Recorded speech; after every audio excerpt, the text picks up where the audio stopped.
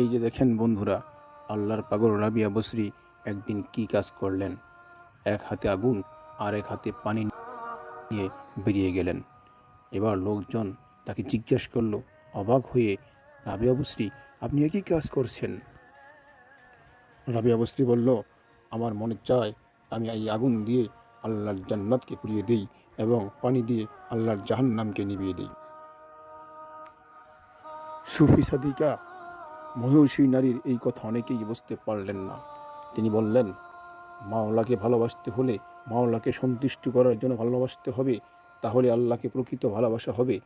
জাহান্নামের ভয়ে জান্নাতের আশায় ইবাদত করা যাবে না, আল্লাহকে ভালোবাসা যাবে না।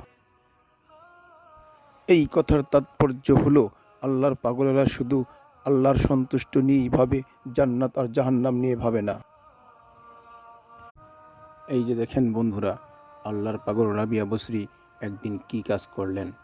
এক হাতে আগুন আর এক হাতে পানি নিয়ে বেরিয়ে গেলেন। এবার লোকজন তাকে জিজ্ঞেস করলো অবাক হয়ে, রাবিয়া বসরি, আপনি একই কাজ করছেন? রাবিয়া বসরি বলল, আমার মনে চায় আমি এই আগুন দিয়ে আল্লাহর জান্নাতকে পুড়িয়ে দিই এবং পানি দিয়ে আল্লাহর জাহান্নামকে নিভিয়ে দিই। সুফি সাদিকা মহিষী নারীর এই কথা অনেকেই বুঝতে পারলেন না।